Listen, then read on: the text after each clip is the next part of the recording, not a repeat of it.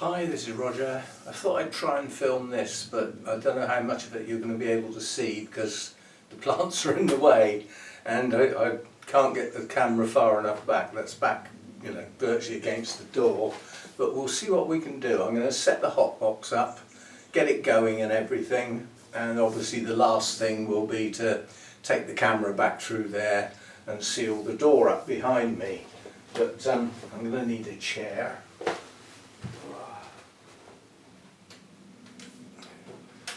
To get my little steps out really, but for what I've got to do the chair will be enough.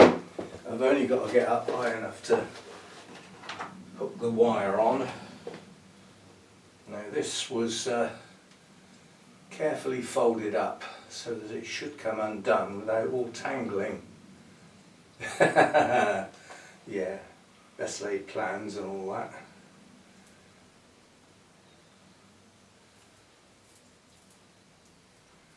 Just like when you wind a piece of string up, you wind it up all neat and tidy, and then when you try and undo it, it forms knots. But I should be able to undo it. Right, so last time I set it up, I had it where that big cymbidium is, but the staging wasn't there, so it was actually central. I can't have it central now, so it's going to have to be up this end. But the fumes are going to disperse throughout the whole place anyway, so... Right, so we've got to get this up on there, like that. And we can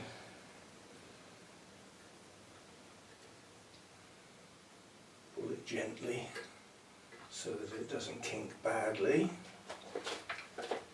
Bring the chair over here, and the bit that will be difficult to reach, because I've got to reach right across that staging, is to get it up this end.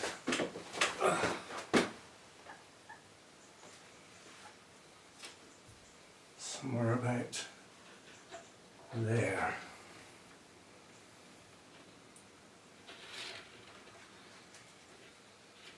And that's about right. So I'm pulling on it now to sort of keep it taut so that the hooks don't come undone. So now you might think that's a bit low. I've got to have at least a metre clearance between the HotBox and the roof. That's why it's there, yeah, which is where it was last time, and it was all measured and everything last time. So we get the beastie out.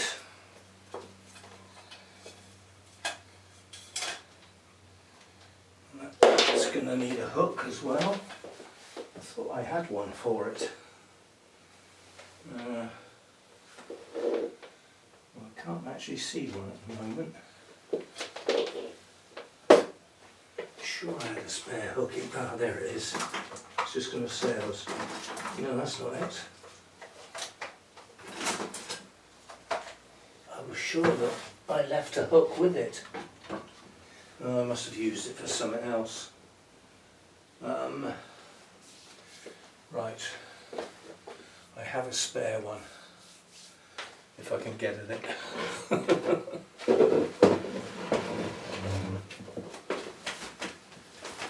Oof. Yes.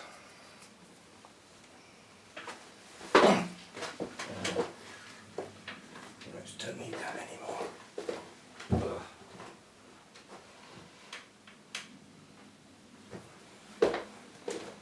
Right. And that goes there. It's actually quite heavy, the unit, so it's pulled nice and tight on the wire. I've got my metre clearance and it needs to be nice and upright. Sure that sits flat, and then we plug it in and it should start working. So that's the first test. Does it still work?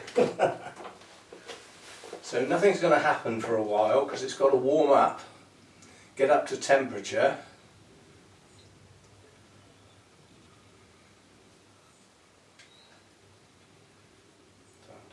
sure it's as flat as possible.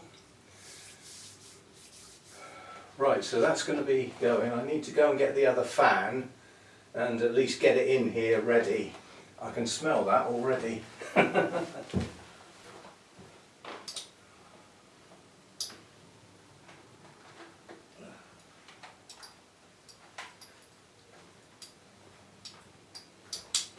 one will go there.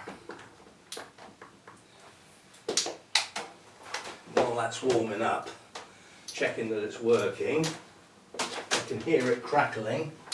We need to get all of the fans. So that one turns on manually. Yep, that works. And it's oscillating at the moment, which I want to stop. So is that right? Yeah. I just want that to blast straight at the door. So that's that one. And then this one I've got to switch back to manual because it's on auto at the moment. So we whack the thermostat up. That and the heater come on. Actually, I will use the heater to help vent the place by using the fan in the heater without the heat on. So if I turn the heating unit off but leave the fan on, of course it won't work, will it?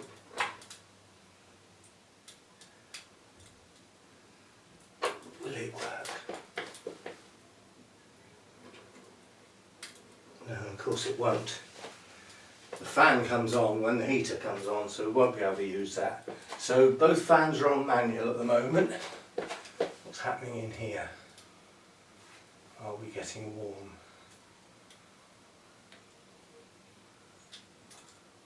Yes, I can feel heat. So it's starting. It takes a fair while for this to actually melt, but I need to see it melted to find out if I need to top it up. Yeah?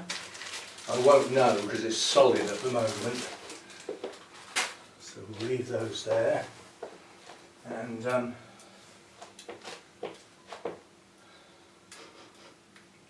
smell it. Just about.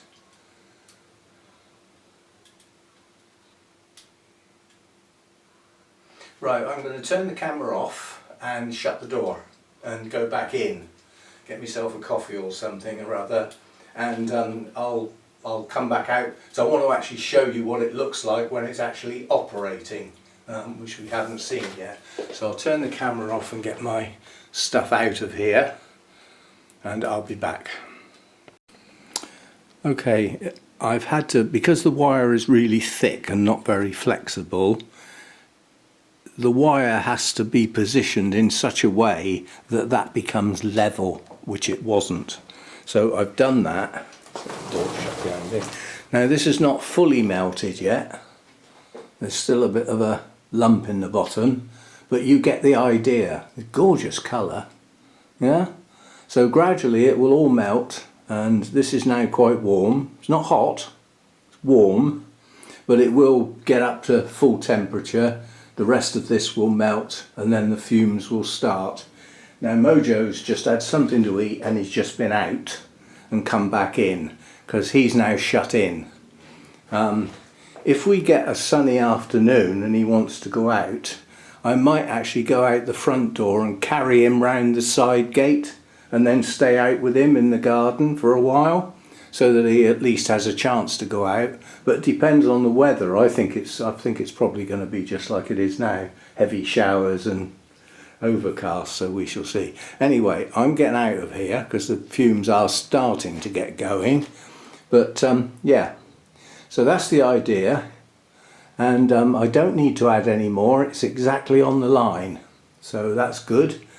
And when it's finished, however many hours I give it, that won't have dropped down that much. It doesn't use a huge amount each time, so that I've got left in the bag there should still last me a while, because it's quite expensive and it's difficult to get hold of, because in certain proportions mixed with certain other things, you can get a big bang, apparently. So obviously it's not that easy to come by. Anyway, it's up and running. I shall go in now, seal the door up, and then I've got to go out because I've run out of eggs, and I have eggs for breakfast most days, so I have to pop out for a bit. Anyway, I will be back at the end of the session, so I'll add some more, you know, to this for the sort of set down procedure when we get there, which is at least 4 hours time. I'm aiming for 6, but we'll see how we go. So I'll be back later. You can't go out there. You can't go out there yet. Right, I actually carried Mojo round and let him have a walk round the garden. Now what I've done is I've opened the door and propped it open with the chair because it's a bit breezy out there. This fan's on full blast circulating. That one's on full blast on the floor, pointing straight at the door, and the HotBox has been unplugged, so it's sort of stopped working now. Unfortunately, it takes a while to actually stop working because obviously it's still up to temperature. So, but it won't be working properly because the air's moving now, and it needs still air for the tunnel effect, the column, to work. So that's all I can do for now. I'll give that half an hour or so, and then I'll unseal the door and pull some air in from the lounge. Because obviously, although the fans are blowing the air out the door, but where's the replacement air coming from? You see what I mean? It would be better if it was pulling some clean air in from in the house to pass through the place and actually replace the air. Anyway, so it'll be like that. So you can't go out. No. He thought it was very strange being carried out of the front door. The only time he ever goes out the front door is in his carry crate, and he goes straight in the car to go to the vets, which he needs to do again soon to get his claws done. They weren't done very well last time, so you have to go a bit earlier this time round. So that's where we are. That's where I am so far. And took a deep breath. The smell is incredibly strong in there, obviously with the concentration of the air, but that's the idea. So hopefully we clear the air out, and the smell will remain for a while, but in a mild form, not in a full-blown form like it was when I came in to turn the fans on. So it needed that preparation in advance, though. It definitely needed that. You know, if the fans were in the wrong place, I'd have run out of air, I'd have run out of breath, I'd have had to either run outside and take another breath, or take a breath of the sulphur fumes. But anyway, let's hope it's done the job. We will repeat the process a few times now while I've got the weather. So I know it sounds daft, but in summer I didn't have the weather to turn the fan off because it was too hot. Now this time of year I've got to have the weather to have the door wide open. Now I can't do that in the middle of winter when it's only 5 degrees outside.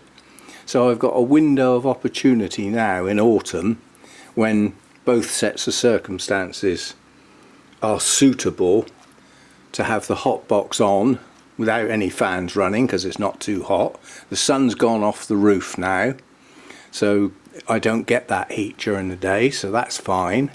And in addition to that, I can have the door open wide for an amount of time and you know, clear the air out. So that's where we are at the moment. Right, so we've got the door open now, and quite honestly the smell out here is almost gone already. So, but what we're doing now is we're drawing in non-smelly air from the lounge and pushing it through and out the door. So it's not going to be like that for long. It's just a matter of like I say, changing the air, and really with those two fans on full blast, that really doesn't take long at all. So that's the job done, really. I mean, I can safely go out here now. You can see the melted stuff in there. This is still quite warm. It cools down very quickly. I mean, it's in the line of fire of the fan for a start, but it does cool down quite quickly. And this is okay. This is not a strong smell out here now, so we've almost cleared the air. But I suspect, you know, once I shut the doors round, it'll start to build up again for a while. Now the problem I've got now is tonight the temperature is going to drop down a bit. So it might even drop down enough that the heater comes on. So my Phalaenopsis are going to have to come in, and I might just put them on the dining room table for today, and then put them back on the shelves tomorrow. One thing I did forget to say when we did the everything in bud, spike and bloom, the one from my son that was in the glass jar has actually got a spike. So we've actually got a spike. I hope all those mealybugs are dead now, because that was also really beginning to be quite a considerable problem on the Phalaenopsis, stuck in the kitchen. They're difficult to get rid of, but hopefully they're all dead now. And whoops.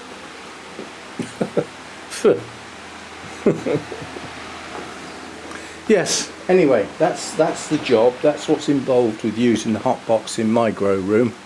And if last year is anything to go by, it does actually do the job. It does actually work. But in probably a week's time, I'll give it another go, simply because any bugs that are in here, there could be some eggs have hatched out in that time. If the adults are gone from today's session, that should in theory be all that's left, is new bugs that have hatched out in the meantime. So give them a week or so, and then give it another go, and then probably a third go a week after that, and that should just do the job. By the way, I haven't mentioned it at all, but this actually gets rid of fungus, mould and mildew at the same time as sorting the bugs out. So yeah, it's a it's a pretty good tool if you have a place where you can use it, and not everybody has. You can use it in a greenhouse. Obviously I can use it in a conservatory. You couldn't use that in your kitchen, you know. I couldn't use it in my kitchen for the fowls on the windowsill. You couldn't use it in your lounge if you've got orchids in your lounge. You can't have it running in a house really. So it's got to be in a separate area from the house to be of any use. But it certainly works in a space like this. So there we go, that's that done. And as I say, I shall let the air clear for a bit longer, and then we'll as I say, we're standing here with the door open letting more bugs in, I expect. I doubt it. Anyway, that's that, and I'll see you next time. Mojo's retreated up to the bedroom now. Anything a little untoward or a bit strange, and he goes up on the end of the bed. If I'm away, he's always up there when I come back. And yet during the day, like until now, he's been asleep on his blanket. Whereas something not quite right, or you know, like I think if I'm missing, he sort of looks round, where am I, sort of thing. And the last place he looks is upstairs, and he thinks, well, I'm up here now, I'll stay on the bed, sort of thing. I don't think cats think that deeply, but it is strange that if I'm away, like, you know, picking Hannah up or taking her back, or off to like a society meeting on Saturday, when I come back he will be up on the bed. He won't be down here. So, right, that's it then. Job done.